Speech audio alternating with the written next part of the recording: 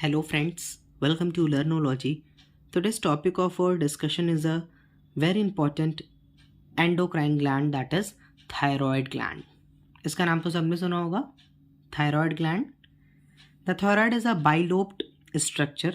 Thyroid gland का जो structure होता है वो बाइलोब्ड होता है एंड बटरफ्लाई शेप्ड भी उसे बोलते हैं. बटरफ्लाई शेप्ड एंडोक्राइन ग्लैंड अगर आपसे पूछा जाए तो आपका आंसर क्या होगा? One and only thyroid gland.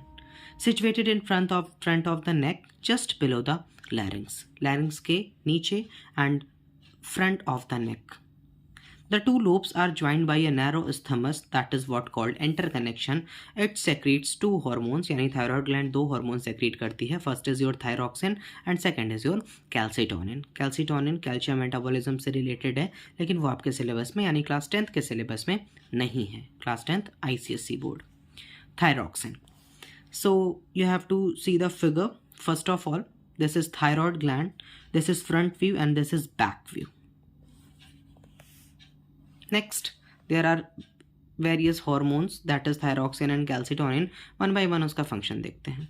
Thyroxine regulates the basal metabolism, that is the rate of cellular oxidation resulting in heat production at rest.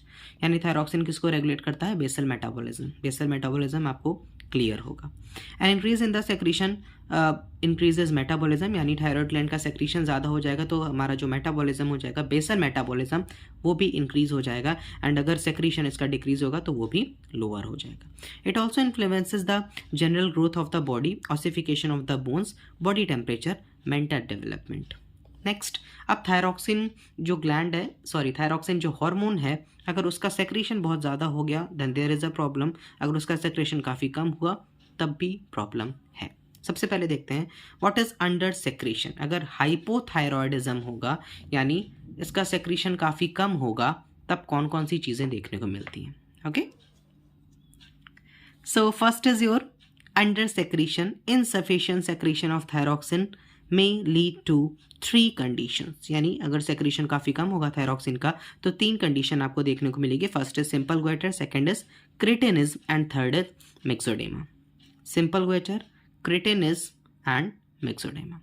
First of all simple goitre, ये तो बहुत कॉमन है, आप लोगों ने डेफिनेटली सुना होगा एंड देखा भी होगा ऐसे पेशेंट्स को जिसको सिंपल ग्वेटर हुआ होता है. Simple goitre is the enlargement of the thyroid gland. As you all know, simple goitre में क्या होता है? थायराइड ग्लैंड की इनलार्जमेंट हो जाती है, वो ग्लैंड काफ़ी इनलार्ज हो जाती है. As swelling in the neck, आप फिगर में भी देख सकते हो इस पेशेंट का जो थायराइड ग्लैंड है वो काफ़ी स्वेल कर गया है and that is what called simple ग्वेटर.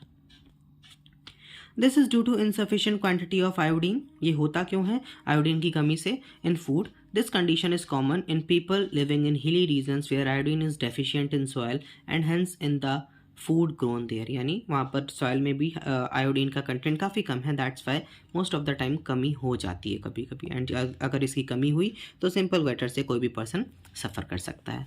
Next, thyroid deficiencies are common in many parts of India. Used of iodised salt containing iodine in food is recommended because iodine is the active ingredient in the production of thyroxine. इसलिए बोला जाता है कि आप जो भी salt आप use करिएगा आयोडाइज सॉल्ट यूज़ करिए. Next, second is your cretinism. Cretinism is a condition which affects the growth of children showing dwarfism. छोटे छोटे वो बच्चे काफ़ी छोटे हो जाते हैं, डॉर्फिज्म जिसे आप बौनापन भी बोलते हो, एंड मेंटल रिटार्डेशन, दिमाग बहुत अच्छे से काम नहीं करता है.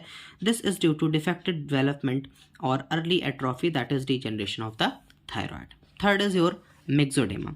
मिक्सोडेमा is a condition that affects an adult. Please remember everyone, cretinism is a condition for children that affects children and myxedema is a condition that affects adult. If its thyroid gland does not function properly, अगर thyroid gland proper way में function नहीं कर रही है, the person becomes sluggish with swelling at the face and hands. यानी swelling हो जाएगी face पर और हाथ पर. That is what called myxedema. Next is your over secretion, that is hyperthyroidism.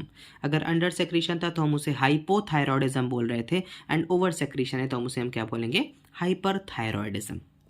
Access thyroxine secretion में also cause a kind of goitre. ये भी एक ग्वेटर ही कॉज करता है, ओवर सेक्रेशन थायरोक्सिन का, but a kind of goitre, not actually simple goitre is. Okay, a kind of goiter that is called exophthalmic goiter. Exo means outward, ophthalmos means eyes, यानी eyes काफ़ी bulge out हो जाएंगी.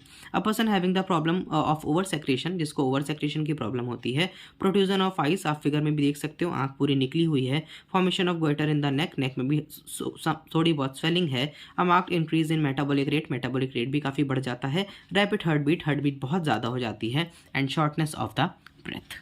Next is your improper functioning of thyroid gland. जो भी मैंने यहाँ पर समझाया वो यहाँ पर टेबल के फॉर्म में दिया है, ये देख लीजिएगा, very very important. This is all about today's class guys. In case you have any doubt in this video, you are free to ask in the comment section, and please join the Telegram channel. The link of Telegram channel is given in the description box. I will try my best. अगर आपको कोई भी doubt होगा video दोबारा से देखिएगा. This is all about today. Thank you.